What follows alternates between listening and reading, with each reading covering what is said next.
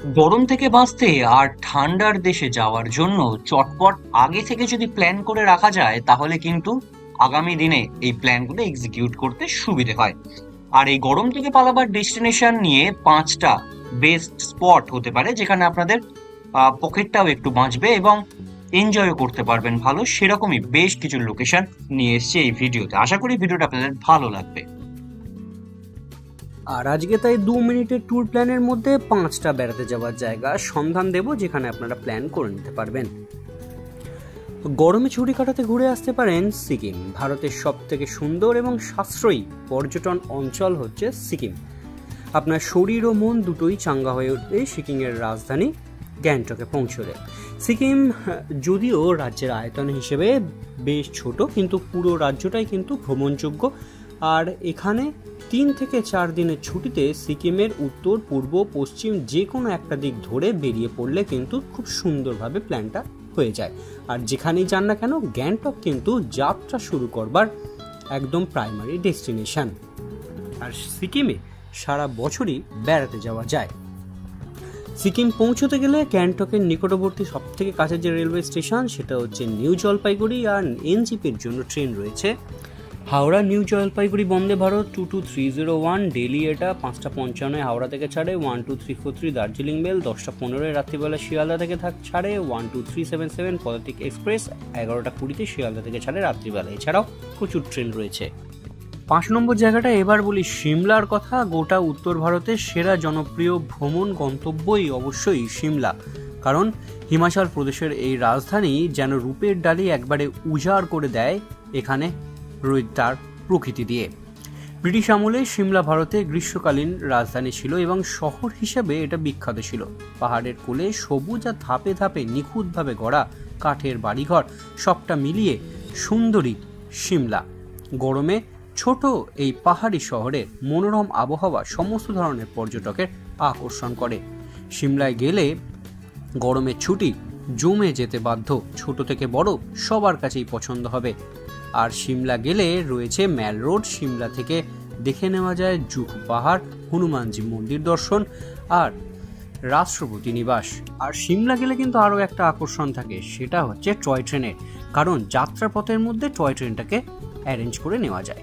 আর কিভাবে যাবেন সিমলা এবার বলি। হাওড়া থেকে কালকা স্টেশনে নেবে টয় ট্রেনে সিমলা, অথবা যদি আপনারা মনে করেন বিমানে দিল্লি থেকে ভলভো বাসে বা হিমাচল ট্যুরিজম ডেভেলপমেন্ট কর্পোরেশনের বাসে সিমলা পৌঁছানো যায়। হাওড়া থেকে কালকা মেল আপনারা পেয়ে যাবেন।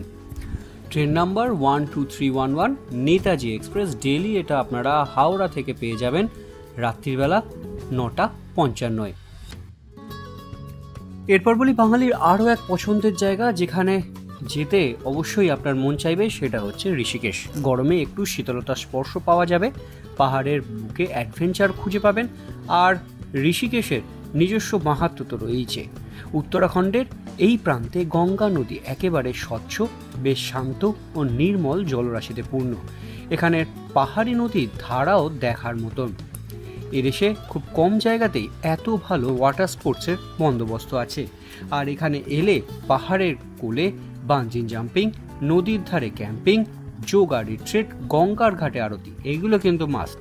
কিভাবে যাবেন? ট্রেনে করে যাওয়া সব থেকে বেস্ট। ঋষিকেশ রেলওয়ে স্টেশন আছে, কিন্তু এটি সীমিত সংযোগের জন্য। নিকটতম প্রধান রেলওয়ে স্টেশন হচ্ছে হরিদ্বার, সেখান থেকে 25 কিলোমিটার দূরেই হচ্ছে ঋষিকেশ। পৌঁছানো যায় অনায়াসে।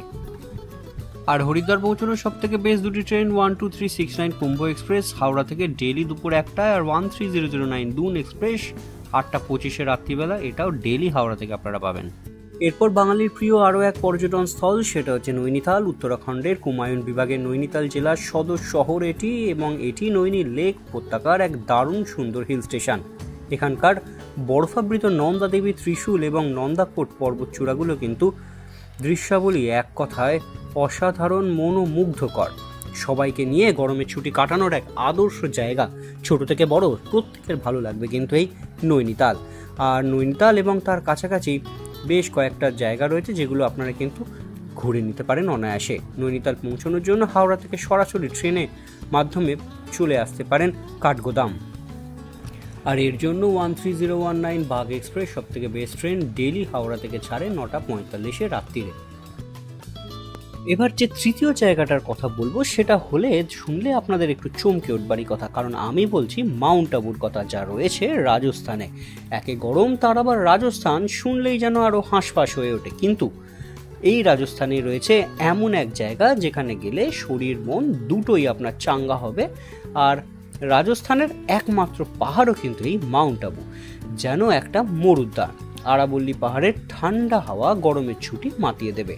মরু রাজ্য রাজস্থানের সর্বোচ্চ শৃঙ্গ গুরু শিখর, আর সমুদ্রপৃষ্ঠ থেকে যার উচ্চতা 1722 মিটার। পাহাড়ের ওপরে রয়েছে বিষ্ণু উপাসক দত্তাত্রেয়র মুনির গুহ, যেখানে আপনারা চাইলেই ভিজিট করতে পারেন। আর এখানে এলে অবশ্যই মিস করবেন না নাক্কি লেকে, বোট রাইড, মাউন্ট আবুর সানসেট পয়েন্ট, বিশ্ববিখ্যাত দিলওয়ারা মন্দির। কিভাবে যাবেন ভাবছেন? মাউন্ট আবু হলো সবথেকে নিকটতম railway station Mount Abu road. Mount Abu থেকে 28 কিলোমিটার দূরে। এখান থেকে আপনি বাস বা যে কোনো ট্যাক্সিতে পৌঁছে যেতে পারেন মাউন্ট আবু।